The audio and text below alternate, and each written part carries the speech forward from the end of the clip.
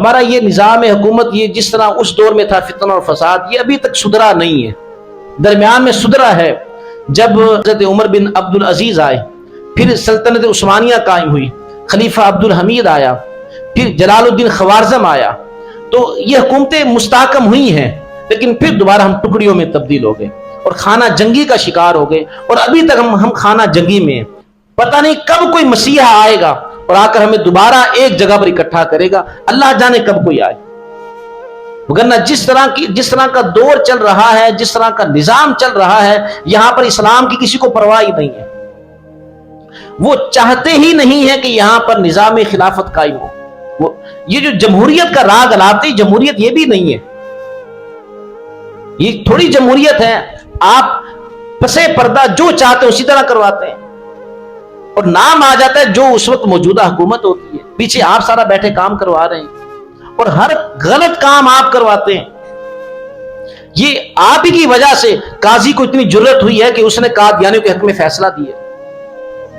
اگر اسلام مستحکم ہوتا، کیا قاضی کی جرت ہے کہ وہ قادیانیوں کے حق میں فیصلہ دے اور انہیں یہ کہے کہ وہ چار دیواری کے اندر اپنے قرآن کی جس طرح مرضی اشاعت کر لیں، جس طرح کا مرضی ترجمہ کر لیں؟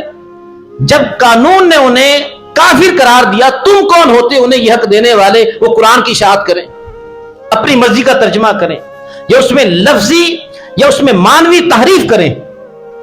یہی طریقہ تو عیسائیوں نے اختیار کیا تھا، تورات آج ان میں باقی نہیں، انجیل باقی نہیں رہی۔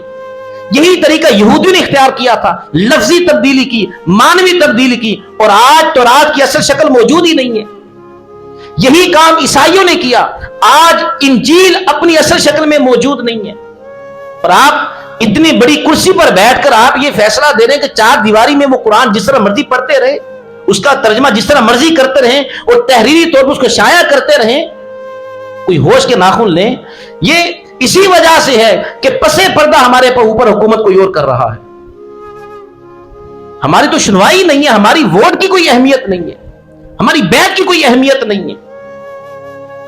یہ سلسلہ یہ خون خرابہ چلتا آ رہا ہے، پتہ نہیں ہم انتظار میں ہیں، شاید ہم دیکھ سکیں یا نہ دیکھ سکیں، ہماری نسلیں دیکھ سکیں یا نہ دیکھ سکیں کوئی مسیحا آتا ہے کہ نہیں آتا۔ اللہ اس قوم کی حفاظت کرے، اللہ اس دین کی حفاظت کرے۔